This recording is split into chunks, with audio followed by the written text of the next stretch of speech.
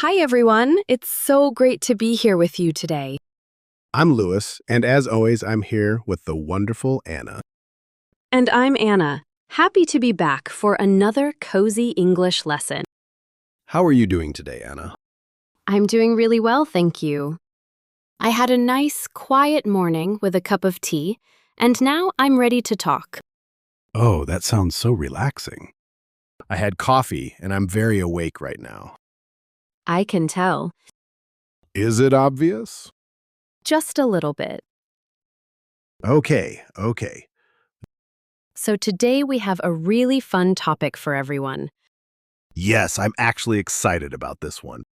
Today we're going to talk about hobbies. Hobbies, yes. Specifically, we're going to learn how to talk about your hobby and how you got into it. Ooh, I like this topic. And here is the exciting part, Lewis. You only need 3 phrases to talk about any hobby in English. Wait, really? Just 3 phrases? Just 3 phrases. That sounds easy enough for me. It is, and by the end of today's episode, you'll be able to talk about your hobby naturally and confidently. I love that. And honestly, even I need this lesson because I never know how to explain my hobbies in English. Well, today is your lucky day then. It really is. But before we start, we have a small favor to ask. Yes, please. If you enjoy Daily English Flow, please give this video a like. It really helps us reach more learners just like you. And if you haven't subscribed yet, please subscribe now so you never miss a new episode. Think of it like a hobby. You do it every day, and soon it becomes natural. I love that, Lewis. And if you have a friend who is learning English, please share this video with them. Yes, learning together is always more fun. Okay, now let's get into today's lesson. Let's go. So, let's talk about the first phrase. The first phrase is, I got into it when... Okay. I got into it when... This phrase is very useful when someone asks you how you started a hobby. Right, like when someone says, "How did you start?" Exactly. The phrase got into means you started doing something and you became interested in it. Oh, I see. So got into means started and became interested. Yes, that's a great way to remember it. Now let me give you some examples. Here is the first one. I got into cooking when I was a student. Okay, that's clear. Here is the second one. I got into photography when I bought my first camera. Oh, that's a nice sentence. And here is the third one. I got into running when my friend invited me to a race. I like how all of those feel very natural. Right, because they all tell a short story. The listener knows when you started and why. Okay, Anna, I want to try. Please do. Let me think. I got into a guitar when I was a teenager. Oh, almost perfect. Just a small thing.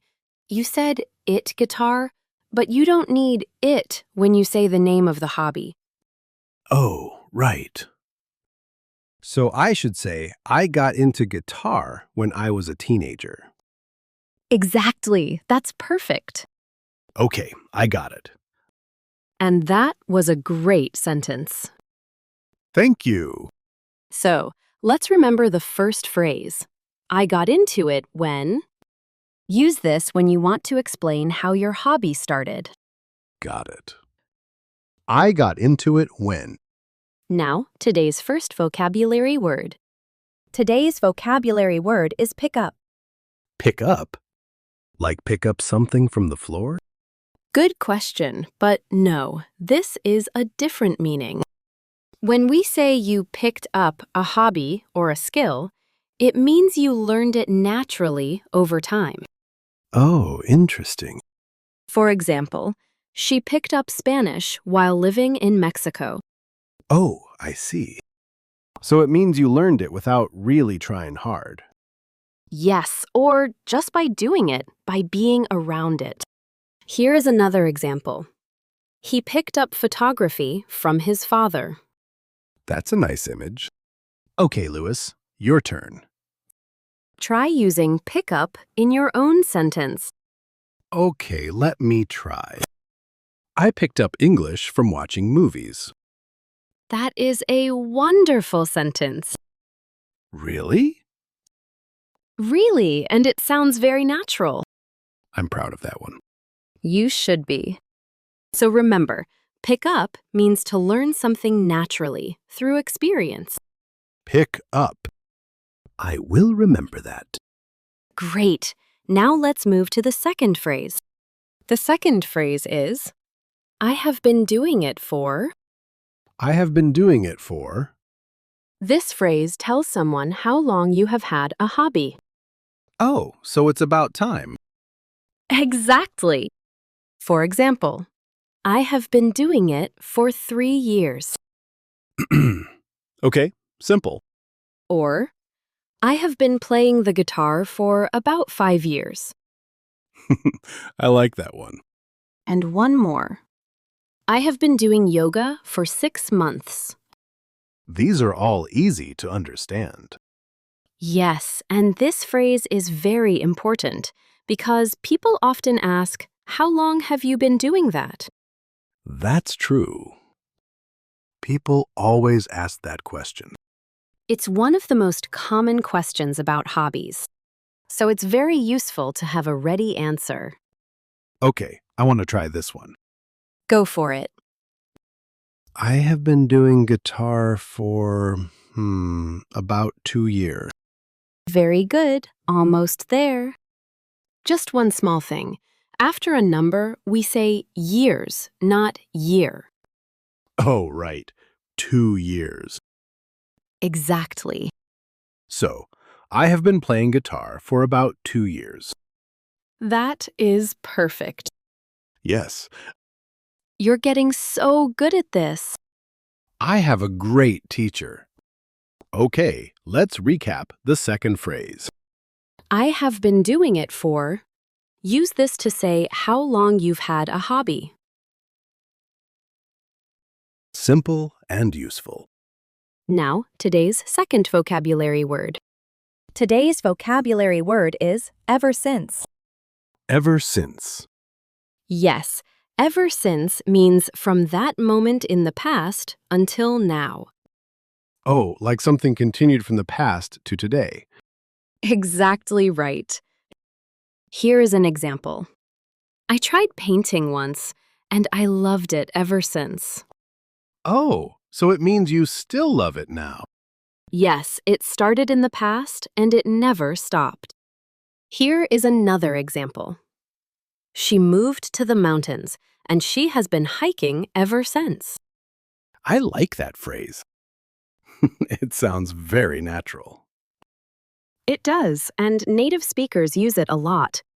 Okay, your turn, Lewis. Let me think. My friend showed me this podcast, and I have been listening ever since. Oh, that's brilliant. Thank you. I thought that was clever. It was very clever. And it's a perfect example. I'm on a roll today. You really are. So, ever since means from a point in the past until now, without stopping. Ever since. I like that one a lot. Perfect. Now, let's go to the third and final phrase. Okay, what's the third phrase? The third phrase is, what I love about it is. Ooh, this one sounds more advanced. It sounds advanced, but it's actually very simple. You use it when you want to explain why you love your hobby. Okay, so it's about the reason you enjoy it. Yes, exactly. Here is the first example. What I love about cooking is that I can be creative. Oh, that's a nice way to say it. Here is another. What I love about running is that it clears my mind. I love that one. It sounds so natural. And one more. What I love about reading is that I can travel anywhere without leaving my home. Wow, that's beautiful. It is, isn't it?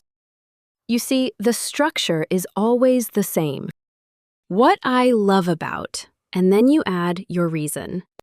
It's like a small template. Exactly. A template you can use again and again. Okay, I want to try. Let's hear it. What I love about guitar is the feeling when you learn a new song. That is a great sentence, Lewis. Really? Yes, and very natural. I didn't even make a mistake. You didn't. Anna, I think I'm improving. You are definitely improving. Okay, let's remember the third phrase. What I love about it is... Use this to explain what makes your hobby special to you. Perfect. Now I want to show you how to put all three phrases together. Oh, like a mini story. Exactly like a mini story. Imagine someone asks you, "So, do you have any hobbies?" Okay, and I answer with all three phrases. Yes. Listen to this example. I play guitar. I got into it when I was a teenager. I've been doing it for about 2 years. What I love about it is the feeling when you learn a new song. Wait, those are my sentences. They are. Anna, that's my hobby story. And it sounds perfect, doesn't it? It really does. Just those three phrases, and you have a full answer. That's the beauty of it. You don't need a long explanation. Just three phrases, and you're done. You sound natural, confident, and interesting. I'm going to use this the next time someone asks me. Good. That's exactly the goal. And one more thing. Let's talk about how to respond when someone shares their hobby with you. Oh, yes, that's important too. When someone tells you about their hobby, you don't want to just say, "Okay." Right, that would sound a little cold. Exactly. Here are some natural responses you can use. You can say, "Oh, that's really interesting." Simple and friendly. Or, "Wow, how long have you been doing that?"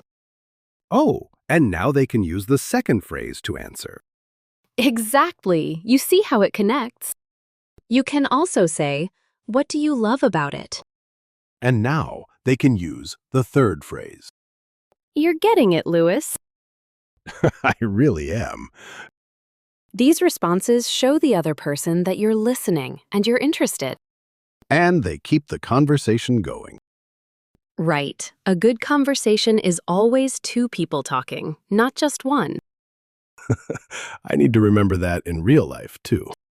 We all do. Also, let's quickly talk about the word passion. Oh, yes, that's a good word. Passion means something you love very deeply. More than just a hobby. Yes, it's stronger than hobby. For example, guitar is not just a hobby for me, it's a passion.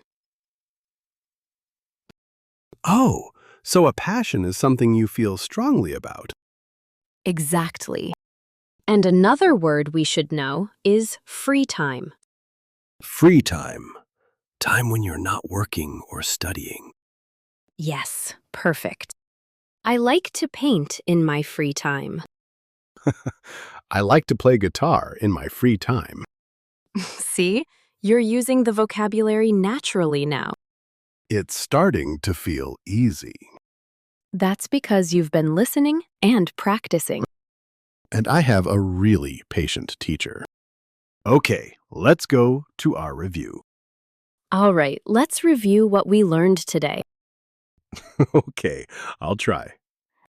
The first phrase was, I got into it when. Yes, and what does it mean? It means how you started your hobby or the moment you became interested. Perfect. The second phrase was, I have been doing it for, and you use it to say how long you've had your hobby. Exactly right. And the third phrase was, what I love about it is.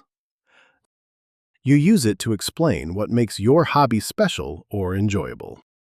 That is a wonderful summary, Lewis. Thank you. And we also learned 2 vocabulary words, pick up and ever since. Yes, very good. Pick up means to learn something naturally through experience. And ever since means from a moment in the past until now. And we learned useful words like hobby, passion, and free time. And we learned how to respond when someone shares their hobby with us. You remembered everything, Lewis. I surprised myself a little. You should feel proud. I do, actually. Now, we have a question for all of you listening today. Yes, we want to hear from you. Tell us in the comments, what is your hobby and how did you get into it? Try to use one of the 3 phrases we learned today. Even one sentence is great. Yes, don't worry about being perfect.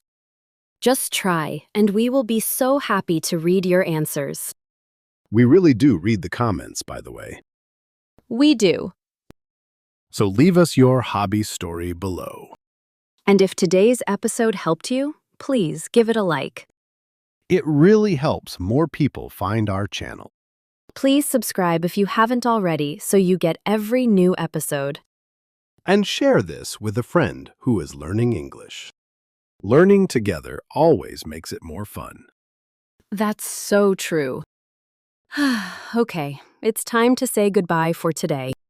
Goodbye, everyone, and thank you so much for spending time with us.